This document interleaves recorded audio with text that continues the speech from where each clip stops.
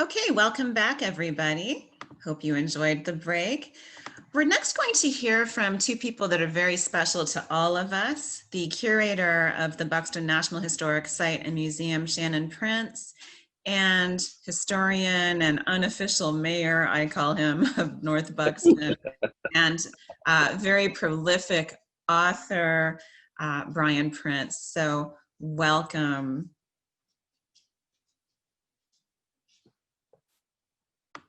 Thank you, Irene. Hello, everyone. Hello. We've had a special year. Like we have so many other special years of being involved with helping to link descendants to the stories of their ancestors, stories that they didn't know. And I just know what a joy that has been.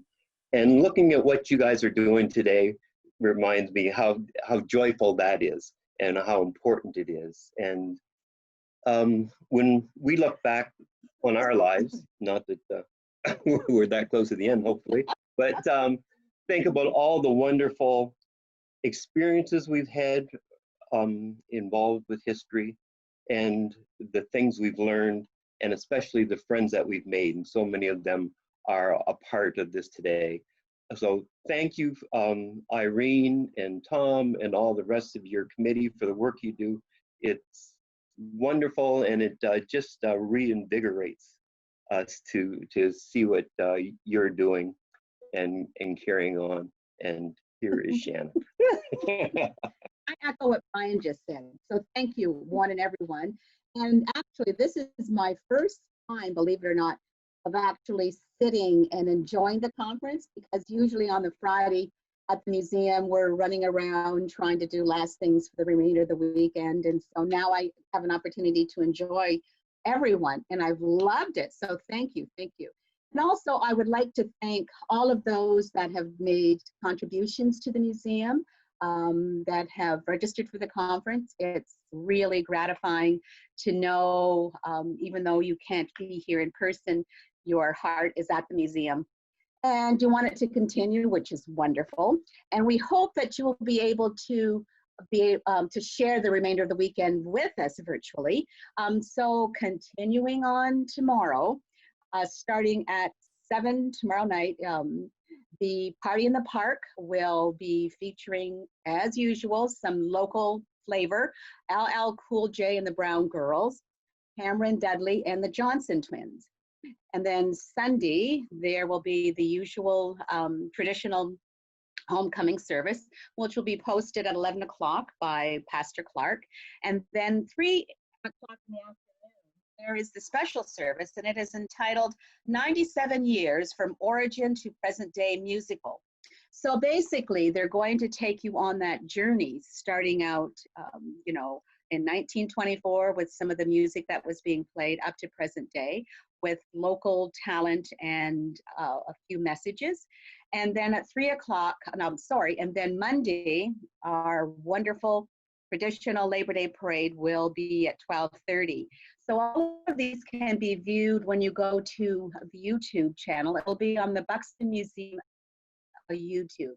So just Google YouTube and then go to Buxton Museum, and all of those will be there. Plus, you'll also have opportunity to share or view some of the homecoming messages that several people have wonderfully shared their stories with us. And because the theme this year is generations, we started out with our Aunt Edna Lewis, who was 101, and then we come down through the years. And so it's wonderful to hear those memories and stories as the homecoming has transitioned. And Irene, we just loved yours. And you'll see and hear many more. So thank you one and all, and happy 97.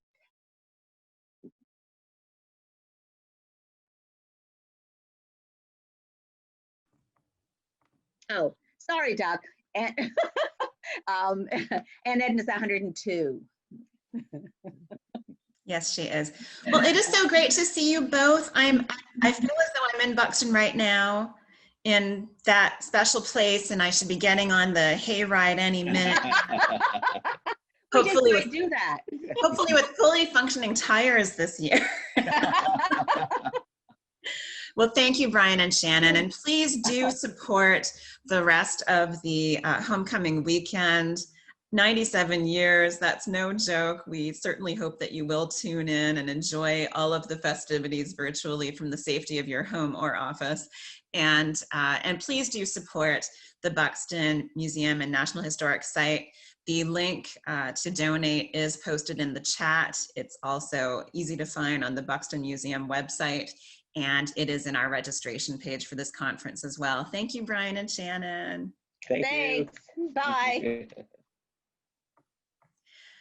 So with that, our next speaker actually has a fantastic connection to Brian Prince, because Brian Prince, obviously, as many of you know, wrote a great book about the Weems family, and Gayle George is a descendant of that family. Gayle George is a creative economist and content curator who helps people prosper from their uniqueness.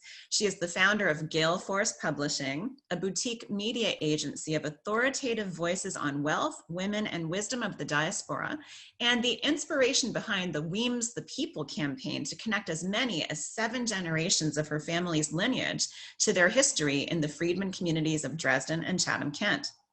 Ms. George will share the intriguing story of how she learned about the Weems family connection to the Underground Railroad, what that experience has inspired, and continuing efforts to preserve the legacy of John and Arabella Weems.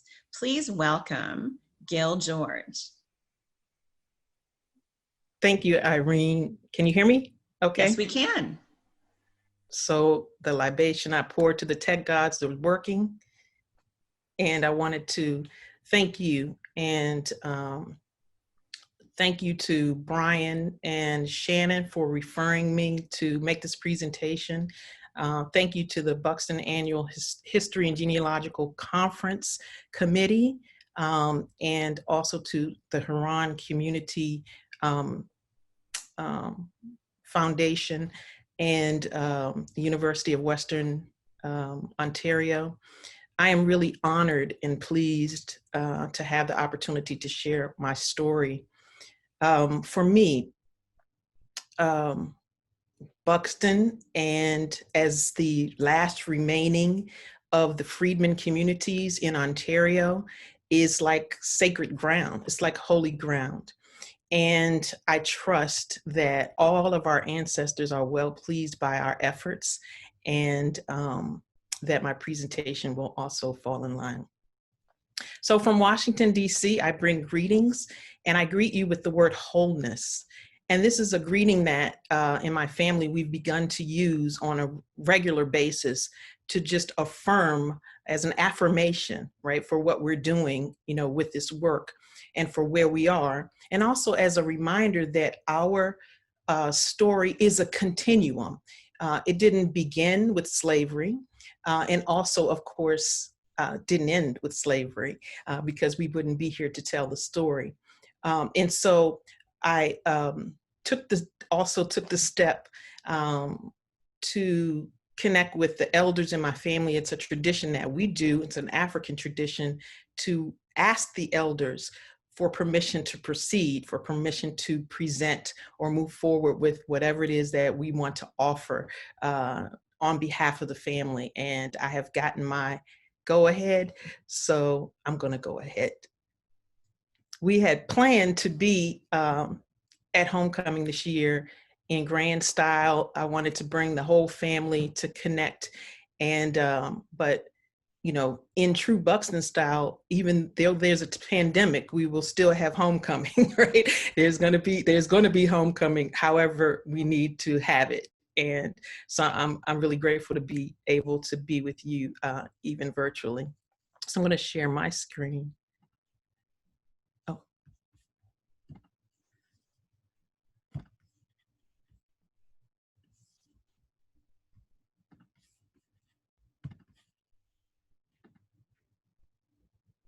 Okay, trusting that you see it. So my presentation is Weems the People. It was initially called A Legacy of Love and Liberty. when I made as I was developing the presentation, I got feedback that liberty really isn't the word to describe the Weems family legacy. Liberty, has more of a connotation of a kind of ease and freedom as far as the way of life was considered. And so I changed the title to A Legacy of Love and Liberation, which really denotes the act of achieving freedom, the act of setting someone free. And that is really the story of the Weems. So John and Arabella Weems lived in Rockville, Maryland, which is right outside of the nation's capital, right outside of Washington, D.C. They were married in March of 1829, and John was a free man, Arabella was enslaved, and so they were married because Maryland was a Catholic state, and so they were fruitful and multiplied, and but the tradition was that the status of the child followed that of the mother. And so their 9 children that they gave birth to in Rockville were all considered slaves. Okay. They lived a life, what's called a life of modest privilege, meaning that they were able to live together. Arabella thought to be the daughter of her owner, actually, and but they were able to live together kind of off-site in the Hayti community of Rockville until the death of Adam Robb, who was thought to be Arabella's father. And at that time, John Weems was attempted to purchase his family's freedom. In fact, part of the privilege that they enjoyed was because John Weems paid an annual fee, paid Arabella's owner/father for the opportunity to live a married life with his wife and children. But when Adam Robb died, all of those promises and whatever died with him, and there was the imminent threat that his family would be sold off. And even though he pleaded and tried to, based on good faith and the monies that he had been paying and what his character as a free man in that community, there was a very imminent threat, and he was denied the opportunity to or the time he needed to figure out how he could raise the money to purchase his family. And this fourth one, I call it the activation of John, because in metaphysics, John equals love. And John, out of that love for his family and the desire that he clearly had to have them all live as free people, he was free, began to get busy, as I say. This is an image from the Frederick Douglass newspaper, where the Weems family story, the plight, was publicized. And in that time, it was what they would call a cause célèbre. It was very well known. And John began to travel and to leverage his connections along the Underground Railroad and whomever he could to try to raise money for his family and to free them. And it was him and some other things that brought their story to the attention of an international network of abolitionists and just an Underground Railroad enthusiast to really take this family's plight on and to help them get to freedom.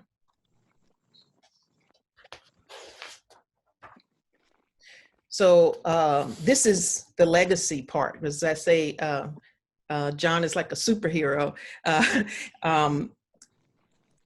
He, because of his efforts and the combined efforts of a community of abolitionists, you know, including some very prominent ones, Lewis Tappan out of New York, and Henry Highland Garnett. There was a Reverend out of New York also that contributed to the creation of the Weems Ransom Fund. And basically the fund was— Want some more water, Brian? Water? Water? The fund was established to cover costs associated with freeing the Weems family. And so there began to be some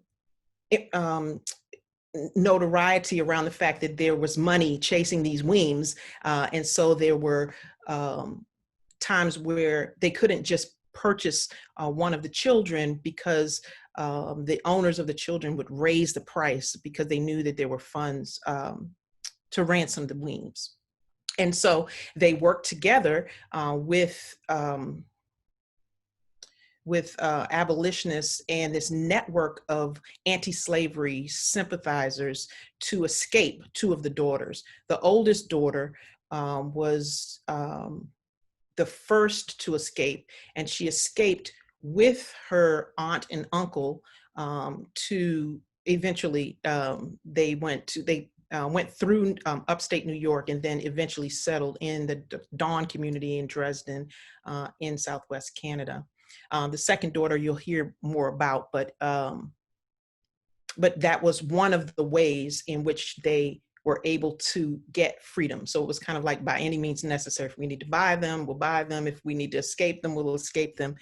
And that was how that evolved. So I mentioned the Dawn settlement, which is where they ultimately wound up settling as a family and having a free life together.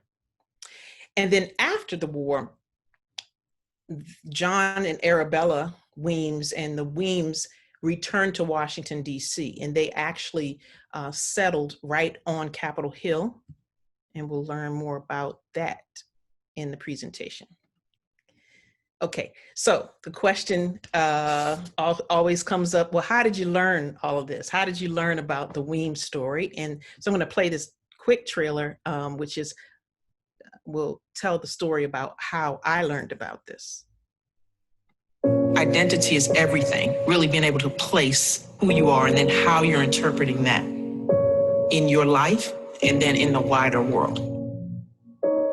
Every ancestor that we have has a story waiting to be told. And all we have to do is find that ancestor, and that story will be unleashed. As you already know, you are the descendant of one of the most influential members of the Underground Railroad in New York. She spent her first Thanksgiving night in safety. Even in abolition circles, he was considered extreme. There was a second level of activity happening here. It's unreal. I mean, who would not be inspired by that? It was really more like this. It would have been total darkness. It would have been someone alone. So much emotion and everything comes over you. Unreal. I've been the one that's traveled a lot, maybe searching for some pieces. We are the sum total of our ancestors. You're not limited by their limitations, but you have the potential of their accumulated sets of possibilities. And that you are a product of their stories, even though you don't know it. So this film was a short documentary that was developed from one day of production. We received letters from Ancestry inviting us to learn about our connection to a significant moment in American history. And so in order to get that information, though, we had to agree to have that moment caught on tape. So what you saw in that trailer, and I believe the link to the full film, which is still a short, it's less than, it's like 20 something minutes, was how we learned about that on that day.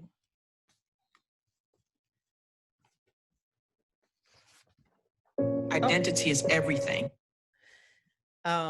Okay, so one of the biggest questions, so, was an interesting dynamic learning about, the story in that way. And so first off is everything's taped. So, you're on, everything's being recorded. You've already signed your life away with the release. So whatever happens, happens, right? But then, the other piece of that is that it's a lot of information to process, and you're processing it in real time. And so the question I kept getting, over and over again was, how does it feel? Or what do you think? Or what do you think? And it's happening right now, and I'm, pretty good on my feet, but, like really to process this thing. And this was really a lot of work. It really takes a lot, or took a lot to do that. And so, but as I really looked into the story and kind of just really did the processing, this is what was happening for me. So the photo on the left is called Pinky. And it is a photo that is hung in the Plymouth Congregational Church in Brooklyn, where the filming was done. And it depicts Henry Ward Beecher, who was the brother of Harriet Beecher Stowe, but he ran this church there. He was a very charismatic preacher. And, even along with his sister, one of the things that was a mission for him was to impress upon his congregation that the barbarism of slavery, to make it real and make it meaningful to the people in order to activate them in a different way. And so one of the things he would do is he would hold mock slave auctions. So in the picture, you have a young girl who's, I think she was 12 or something, 10 or 12.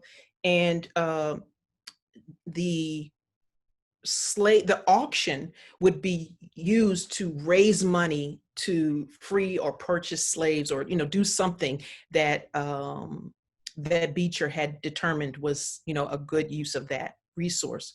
And so this story, as the docents told it, just really struck me. I think one was that she was being sold, or auctioned by her father. Her father wanted to sell her, and he because he needed money, and her grandmother, who was in Washington, D.C., wanted to purchase her, but didn't have the funds to do that. And so, it so happened that that Henry Ward Beecher got involved. They were able to get to him, and he helped to raise money in order for the grandmother to purchase her granddaughter's freedom and then raise her,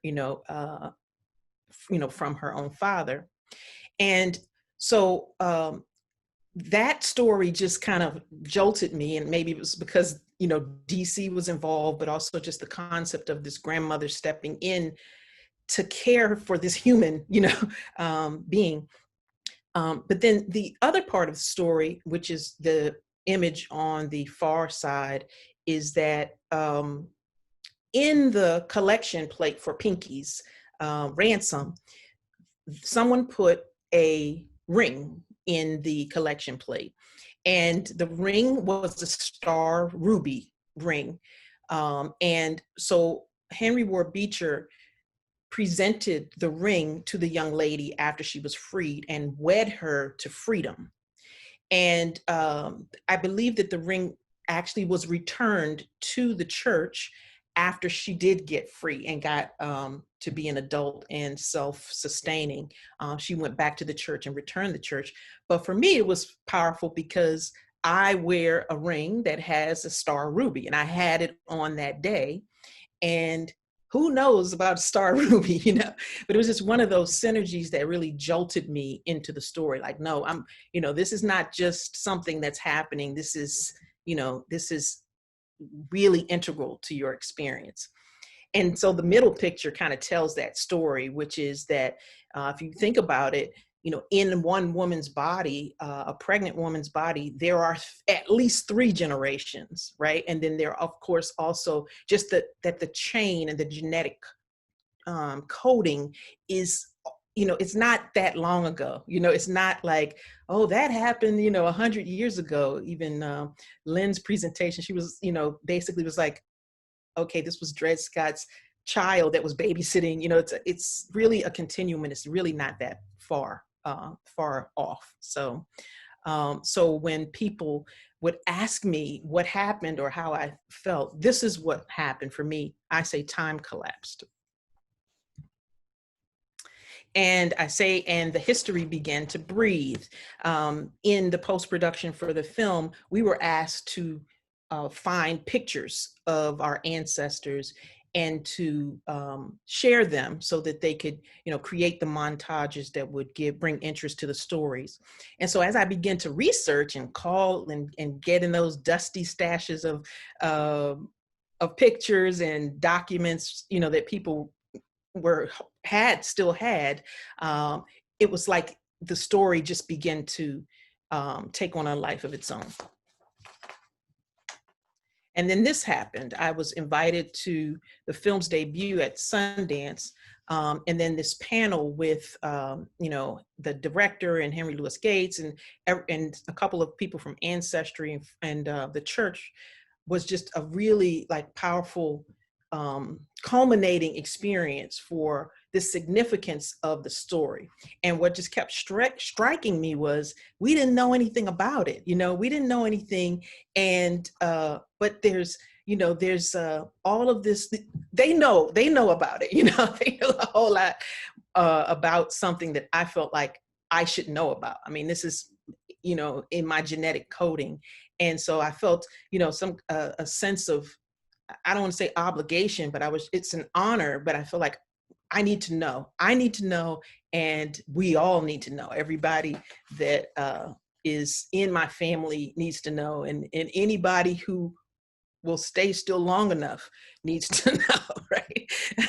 So one of the things I found out then was, and this is James Allison Savoy, so the Weems, that generation of Weems, became Savoy. So of the 9 children, initially there were 9 children, none of them had children, and in fact, only one of them even reached the age of 60. So it was only the 10th child, the last child of John and Arabella Weems, who was born in freedom. She was the only one that was born after Arabella was freed. And we all descend from this one woman. And so the Weems name in our family does not continue because she married James Allison Savoy. And so we all became Savoy. And all of us descend from her.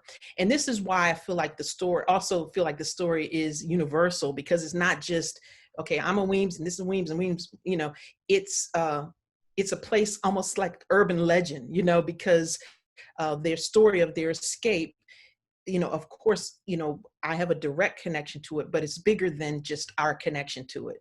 And so this being able to, because we knew Savoy, but we didn't know I didn't know how we became Savoy. And so the Weems connection and really beginning to do that research revealed that in a powerful way for me. And it also has opened the door to other research because James Allison Savoy, and then he had 2 brothers that served in the United States colored troops, and just a lot of really rich history that is continuing to be revealed. And then I had the great fortune of meeting Sandy and Barry Harrelson. And Sandy and Barry live in the home that the Weems lived in when they returned to Washington, D.C., and the home is still standing. And they are like extended family for us. They have, opened their doors and, allowed us in, and also done a tremendous amount of research because, just researching the house, I think started, the interest. And then there was so much rich history that it just became almost like an obsession. Sometimes Sandy will tell me, but they've done a lot of research around the family story. And so in the film, when you get a chance to look at the entire film, there's this poignant moment where the descendant of Lewis Tappan, who is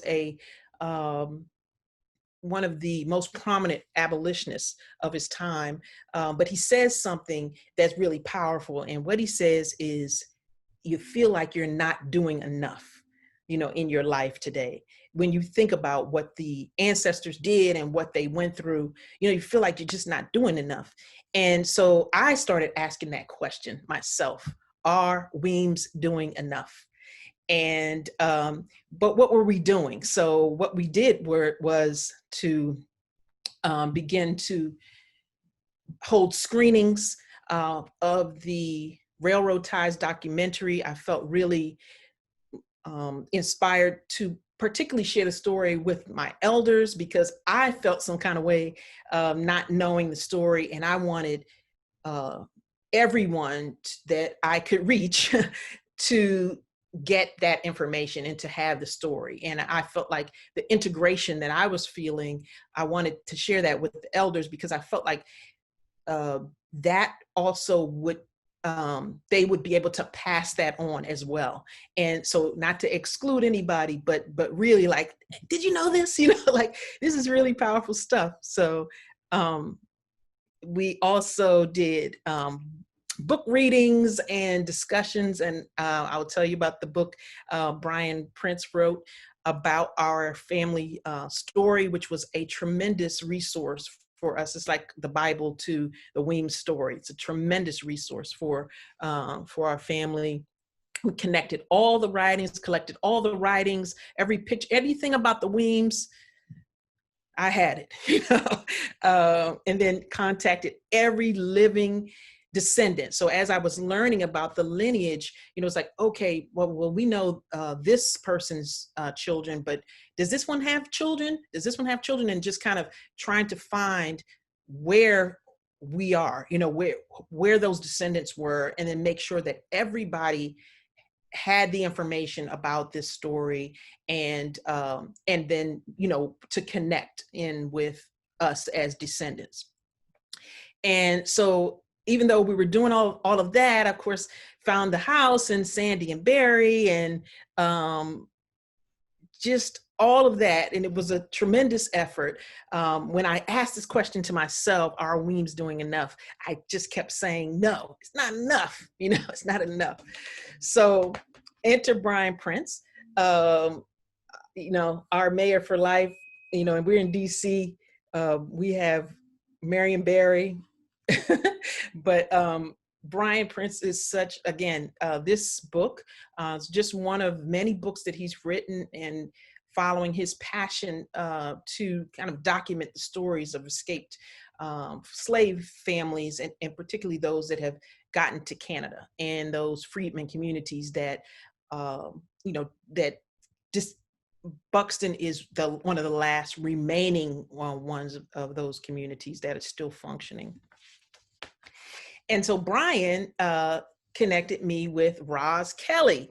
And so Roz is actually the descendant. So I initially talked about John and Arabella Weems, and Arabella had a sister, Annie, and Annie is the one who escaped with Arabella's eldest daughter. They were the first ones to escape. And when they got to Canada, they became Bradley. They changed their name to Bradley, and they never came back. They were not interested in going back to the States. And there actually is a slave narrative, or a narrative of William Henry Bradley, which was his assumed name, and the prosperity that they had found after escaping captivity in Rockville and, settling in Canada. And so this was my first visit to Buxton. And then when I was able to connect with Roz, and then Roz is also, out of Detroit, and she's a genealogist herself, and has a business around that. So we were able to really do some wonderful work pulling together. And in the middle, what that image is the work that we did to pull together our family's lineage. So going back to as far as we could, the mother of Arabella and Annie, and all the way to present time. So that's been a really powerful labor of love. And then I got the inspiration to, I call this the birth of Weems the People. So I felt like we needed a campaign, it wouldn't let me go. It was something that just kind of was taking on a life of its own. And it was like, no, the work, it's not done yet. So I created this campaign I call Weems the People. And I thought it was powerful because we're right in the nation's capital. We're stone's throw from the White House. And we were able to find the unmarked graves of John, Arabella Weems, and their daughter, Mary, and in fact, even the mother of Arabella and Annie Weems, less than 5 miles from where I live. And so what I did was to create a site, a website, weemsthepeople.org. And this was a way for us to kind of remain in contact with each other, and then kind of to create like a centralized place where we could put information about the story and just connect with each other, just trying to figure out, what do we do with this, and how we could utilize it and leverage it in order to facilitate our connection. And so through that, we developed the idea of an ancestral commemoration weekend. It was not a reunion because we'd never had been united. And, but one of the events during this powerful weekend, we called it our happiest hour, was that we were intentionally convening 5 generations of our family's lineage, we were intentionally convening our family after 5 generations of being separated. So we didn't even know each other, but the fact that we were able to connect after 5 generations and intentionally come together was a really powerful experience for most of us. And so here's some pictures from it. It was a jam-packed weekend. And of course, this is before social distancing, but was really able to bring all of, or reach out to all of the descendants that we were able to get in touch with, and then bring us together to learn more about the story, and then to connect around our shared heritage. I put this beautiful logo here because I think it's so powerful, and it really captures the concept of the significance of this moment. So for us, it was like, this was just over, well, almost 2 years ago. But in that time, I mean, we were able to connect with, like I said, or find the unmarked graves of our ancestors, the creation of railroad ties. There was an installation at a prayer garden that was installed at the cemetery where our ancestors are interred. And in that same year, there was an exhibit that was erected on the site where they escaped captivity, and actually on the site where Arabella was likely sold down south. There's an exhibit that's been erected called Forging Freedom, and it also features the Weems story. This is the same, we did our ancestral commemoration weekend. This is the same year the 1619 Project came out, and the whole Jamestown to Jamestown, that 400 years of the first boat that left Africa and then came to the States, with people who would eventually be enslaved. The historic hearing on reparations, which happened last year before Congress, and then so many other stories that were in the news over this past year about forced separations of families at the border in, the U.S., abductions and child trafficking, has been in the news as well. And then just, after Me Too, the whole concept of the agency of women. And now, we're in this COVID pandemic, we're forced apart, but still, trying to fuse together or figure out ways that we can remain in contact and really, I think, on some level, appreciating the necessity for being connected and the significance of that in a meaningful way. And then, of course, Black Lives Matter. And I think just thought that this image, which is the logo from this year's homecoming, 97th annual Buxton homecoming, pandemic, whatever, it's like we're gonna have homecoming no matter what. And it just, to me, speaks to that resilience that we're celebrating.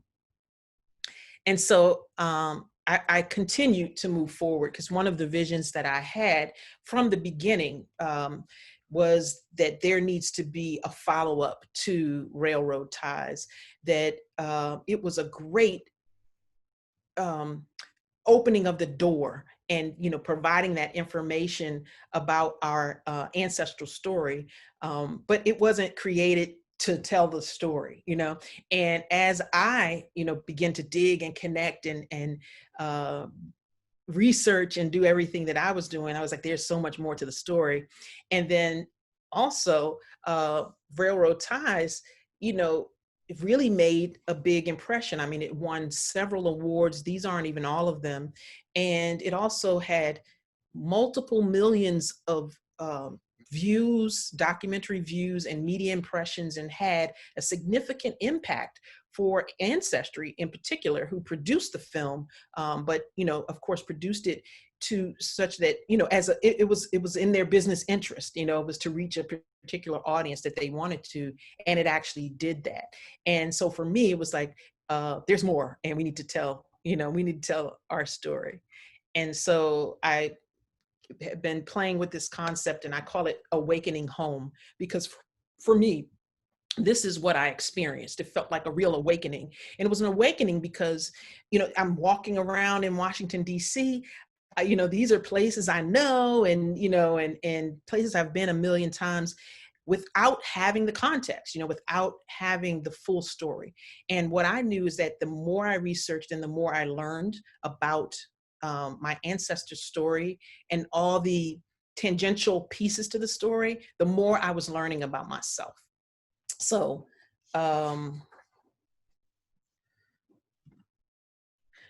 I started, started poking around and seeing if I could get anybody else on board. Does anybody else see how powerful this story is and the potential for, creating something more, or, a follow-up that would be inspiring for more people.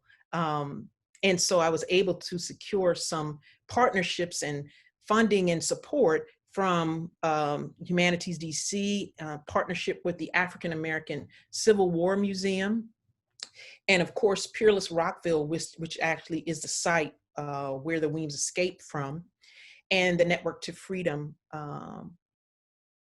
program of the National Park Service, which is designed to document Underground Railroad sites and stories, and then DC Commission on the Arts. And so I am really honored to share with you. This is something I've been working on, and I hope it translates for you as to what it's meant for me. So none of us are actors, and none of us play actors on TV. So this was all in real time. What did you know about your family before, you were invited to New York? Did you know that they were related to the Underground Railroad at all, even? I didn't know the connection. Weems the People Group, they're in for a treat. Tony Cohen has very generously offered to lead them on a private Underground Railroad tour, and they have their bus going out to do that.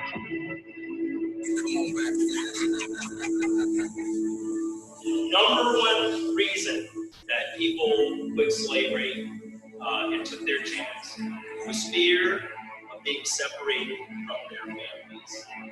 There was a time where family was all we had.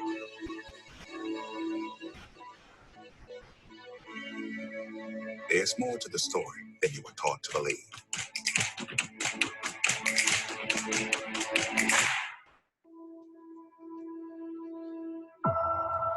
The slave trader, we know, he owned property right here on the courthouse. Very, very close to where you sit now. So he buys and sells many slaves in the course of the year. Some are captured, but some do find freedom. That Black community being rebuilt, that was once here in slavery. So now the entire family is free. The only way they can all be together is to come to Canada because Canada really is a runaway. We didn't know anything about the house's history. So it's very likely that Aunt Maria was actually held right here on this property. Like helping people get to Canada or helping children get back to their parents.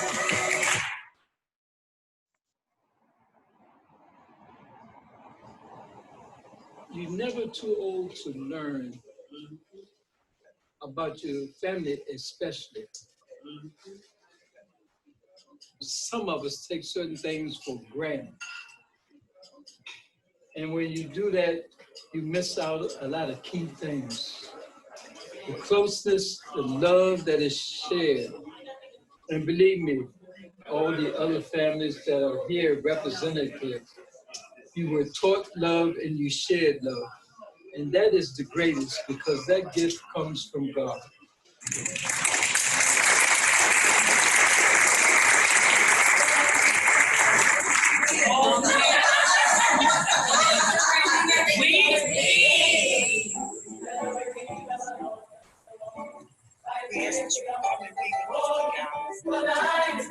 To help us to have wisdom about that we might have right thinking and right living, that in all things we try to make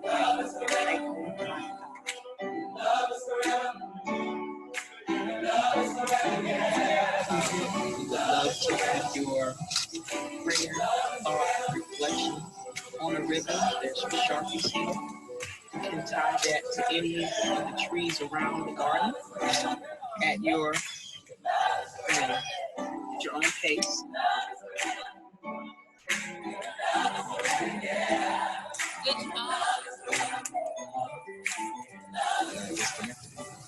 Yes. It's amazing. You know that God is love, and love is a miracle, and God is a miracle. And that means all of this is a miracle. Your family is fabulous, who just made lives for themselves in wonderful ways, just in ways that you really couldn't expect, given the limitations on African Americans in those times. And I'm so glad you were standing in this backyard. This was wonderful. Thank you. when we connect in the humanity of our stories, then we get somewhere. Then we get to a place of true wholeness and the capacity to come together in a way that's meaningful, in a way that can actually reshape the societies that we live in, the way that we think about our lives, the other people that we engage with. And so you can't tell the story if you don't know the story.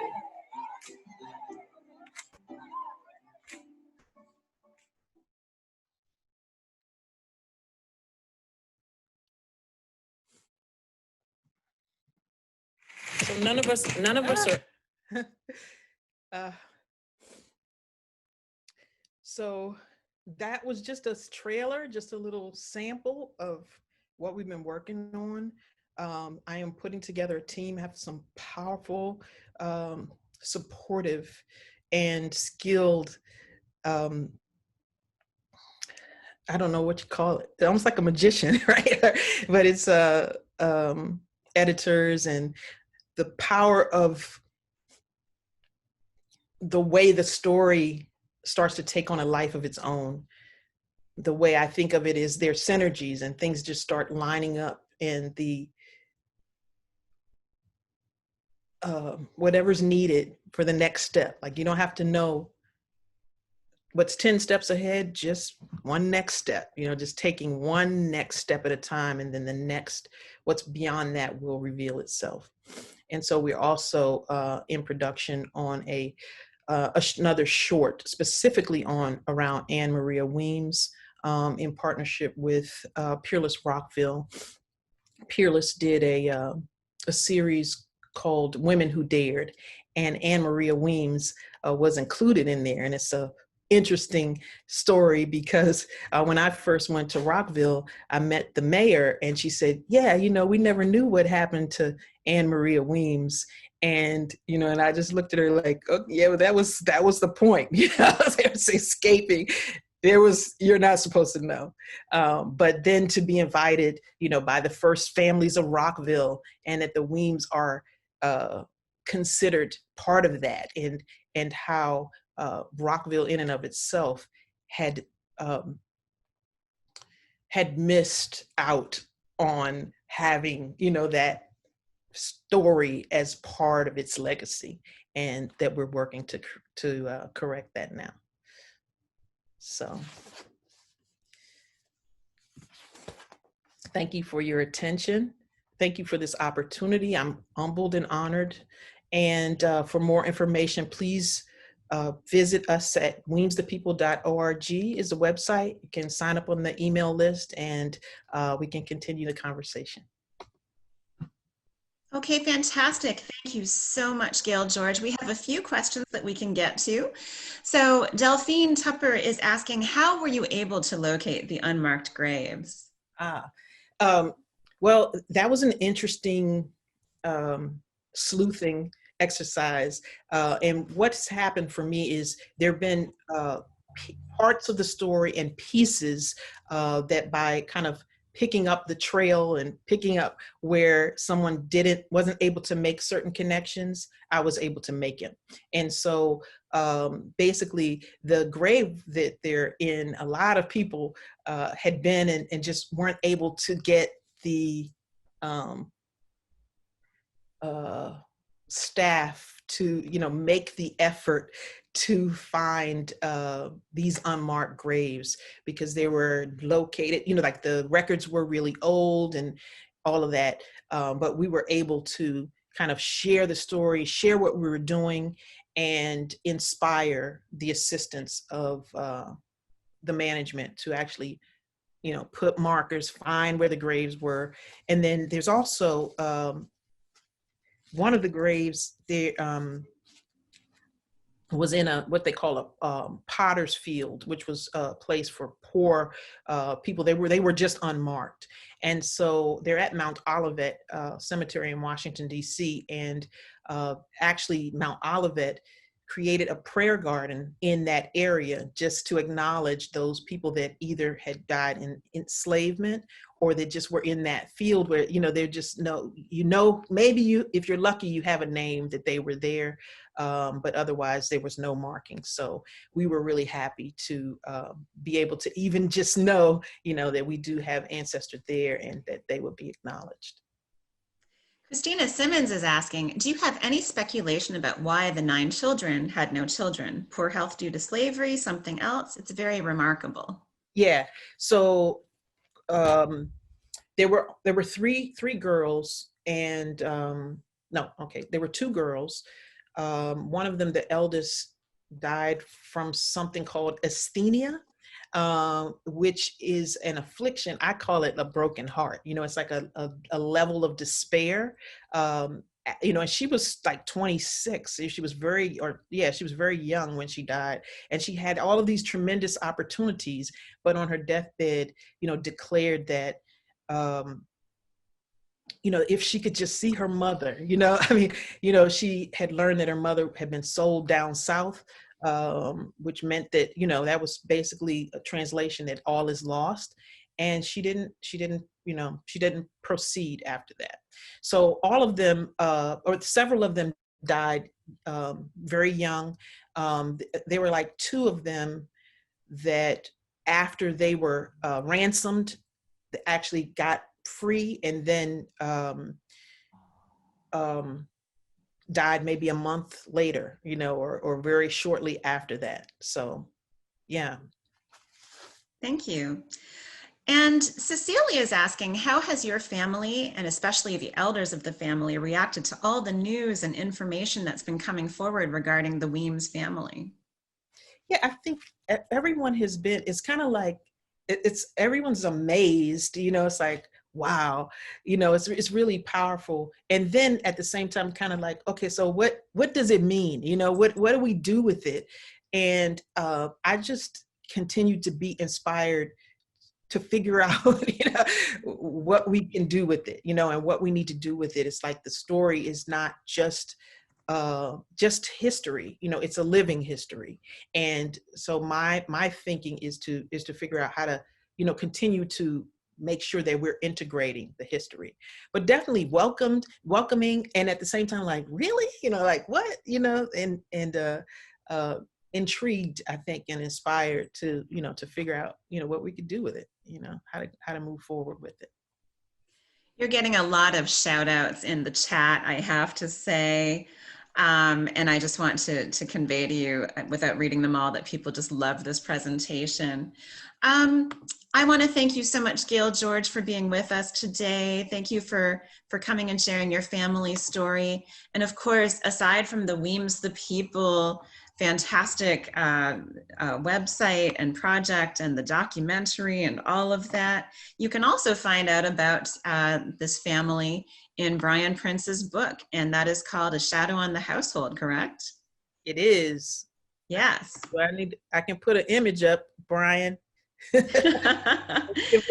It was in one of the slides, so definitely check out that book if you haven't already. So thank you, Gayle George. Thank you so much. Absolutely. Thank you to all 3 of our speakers. We had the amazing Lynn M. Jackson, Cheryl Thompson, and Gayle George. We so appreciate all of you being available from all over North America to participate today. Thank you to all of our presenters. I want to thank the committee. The planning committee works year-round to bring this conference to you, and they work very hard. And I have to say, we've been working on planning this conference since last October or November.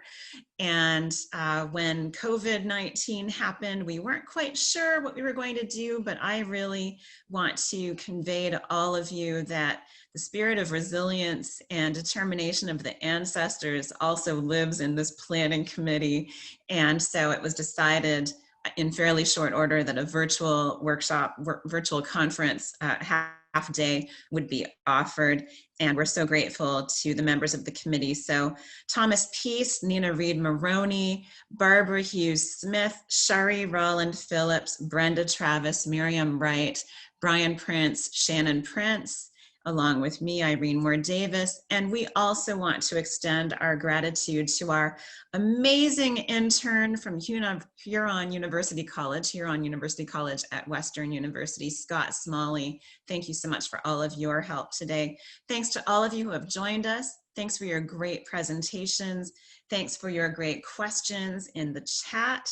We hope that many of you got the information that you were hoping for from this event. You will be receiving a feedback form, a link to complete a feedback form. If you're accustomed to the face-to-face conferences, you know that your kit always includes a feedback form that we ask you to fill out and turn in. We'll do that virtually this year in keeping with the conference. So there will be a SurveyMonkey link that you'll be receiving regarding that. Thomas Peace has actually just posted it in the chat. If you have a moment after we wrap up, please complete the survey. I believe we can also email that out, but if you want to do it now, that's great.